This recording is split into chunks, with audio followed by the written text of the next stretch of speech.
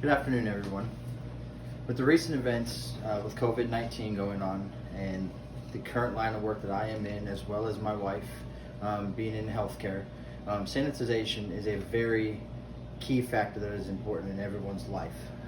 Being exposed to COVID after being quarantined for 14 days, I can tell you that this really hits home just because I have 5 children at home.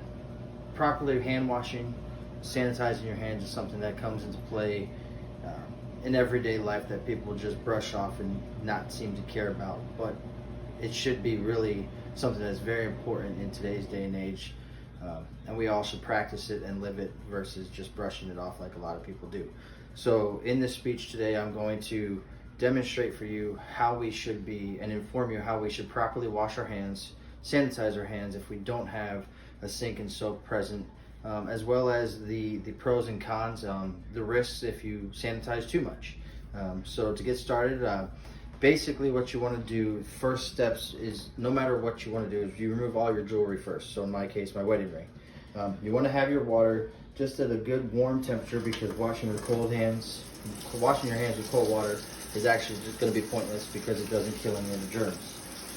So you want to make sure you have a good temperature, a good solid warm temperature. So what you want to do is you want to soak your hands, at least 80 degrees is the temperature that is a good warm temp. So once you soak your hands in water, you want to go ahead and put on your full soap. Now in this case,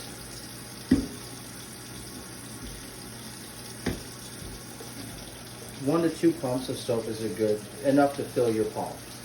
At that point, you want to let water run downwards, but you want to wash your hands in soap, singing Happy Birthday or the ABCs. You want to make sure you get in between your fingers and all along your fingers, otherwise you're still going to have germs.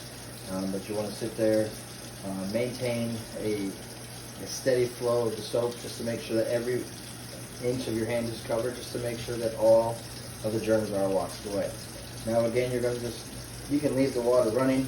I do, just because of the fact that once you touch with your dirty hands, you touch the spigot to turn it on. If you go ahead and turn it off now, you're going to be touching those germs again. So after about singing the ABCs or singing Happy Birthday, you're going to go ahead and you're going to rinse it off.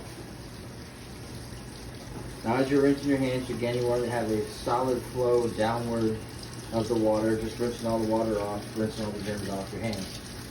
1 to 2 minutes of friction actually does remove the soil and the germs and dirt and any contaminants.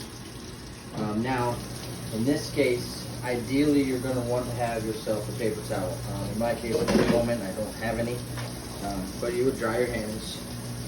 You would thoroughly dry your hands off to rinse off, to make sure all the germs are removed. Once it's done, a lot of people don't do this step, but with your paper towel, it's smart to actually use your paper towel to turn off your water, because of the fact of now the germs are on your paper towel versus being re-entering onto your hand. So you want to go ahead and you put your jewelry back on and move on.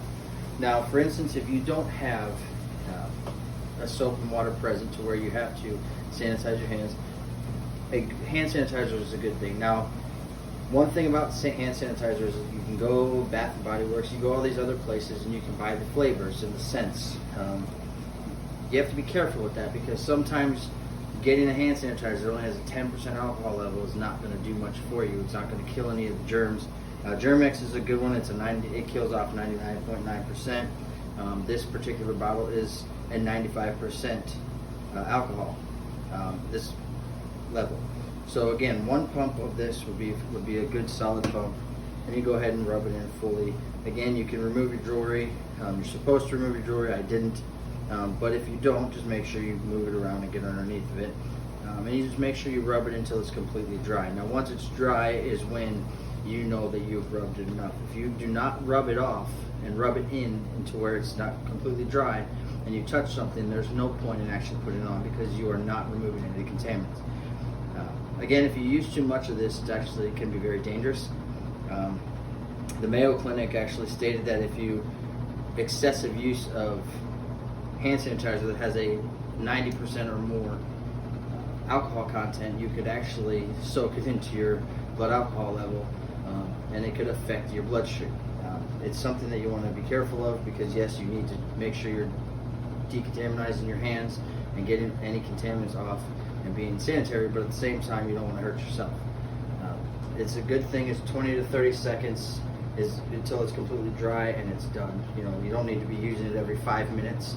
Using it every half hour after you're touching some things is one good way of sanitizing your hands. But if you have children, if you work with other people, especially with COVID going around as it is, it'd be very smart to make sure that you're sanitizing your hands daily and properly, because if you don't do it properly, there's honestly no point in doing it.